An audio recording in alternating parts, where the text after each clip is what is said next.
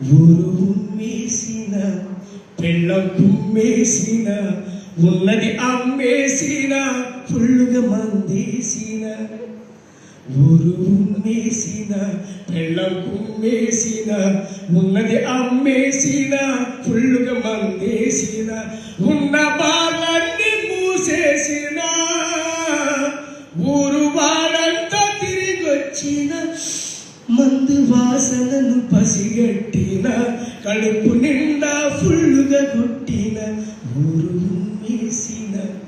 నేను ఇట్లా పాడుతుంటే పురుషోత్తం దాస్ సార్ వచ్చి ఏమైనా తాగొచ్చేవాళ్ళు లేదు సార్ వచ్చినాకనే తాగినా నేను.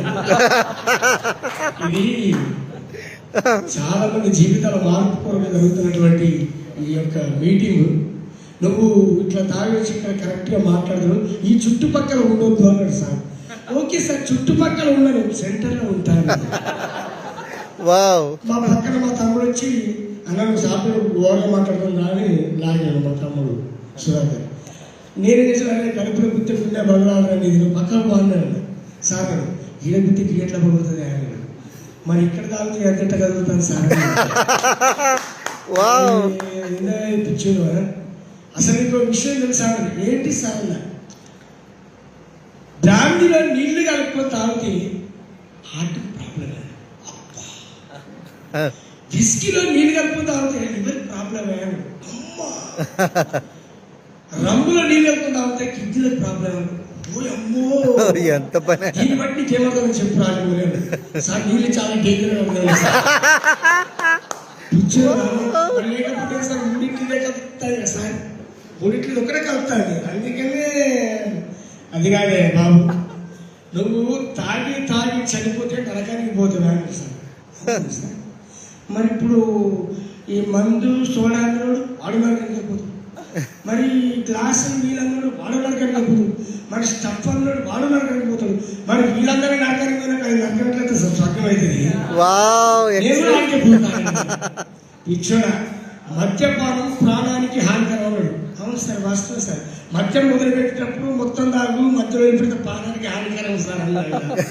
అదే తాగితే నష్టాలమైన నష్టాల్లో సార్ లాభాలు ఉన్నాయి. ఏం చెప్పాను సార్, తాగిన దొంగలు పడ్డారు సార్ అన్న. ఎందుకు అన్నాడు, రాత్రి అంతా వాళ్ళే గోల పెట్టుకుంటూ ఉంటాడు సార్. ఒకవేళ దొంగలు పడ్డా వాళ్ళకి ఏం తీసుకుపోలేదు సార్ అన్న. ఎందుకన్నా ఉండే మొత్తం వాళ్ళు అనుకుంటారు. తాగుబోతుంది ముసల్తనం రాదు సార్ అన్నా. ఎందుకు వాళ్ళు మధ్యలో పోతాడు సార్ అన్నాడు. కళ్ళుగాని కైలాసం సాధన స్వర్గం ప్రాణం బ్రహ్మలోకం విష్ణులోకం పోతాడు సార్. మరి మీరే అవుతారా సార్ అని అన్నా. ఏ తాగనే అన్నాడు, ఏ తాగనుడే ఎవరిలోకం పోతాడు సార్ అన్నాడు. అరే పిచ్చోడు రా మంచోడు అనే, మా ఇంటి పక్క కూడా తాగి తాగి చనిపోయాడు అన్నాడు సార్. సార్ వాడు తాగి తాగి చనిపోలేదు, లిక్కర్కి లివర్కి మధ్య జరిగిన పోరాటంలో వీరమరణం.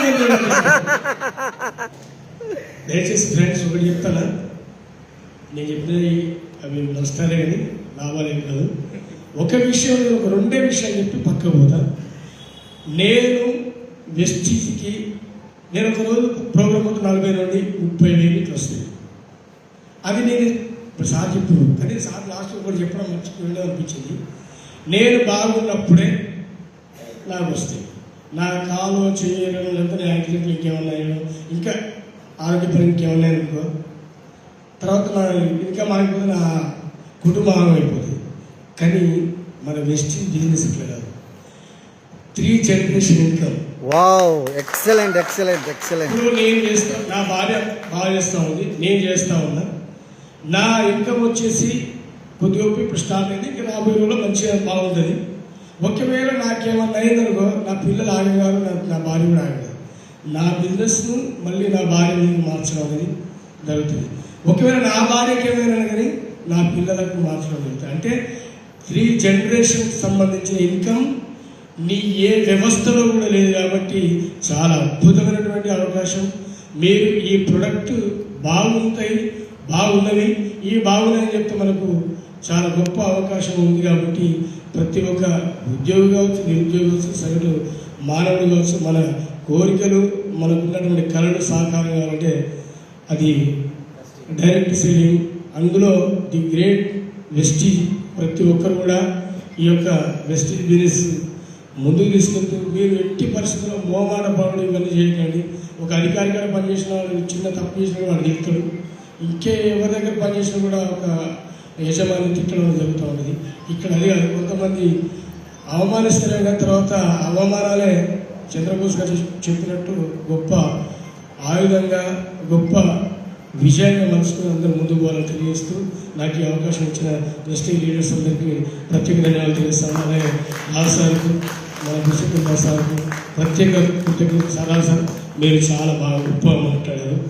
మా పురుషోత్తమ దాస్ అంటే యూనివర్సిటీ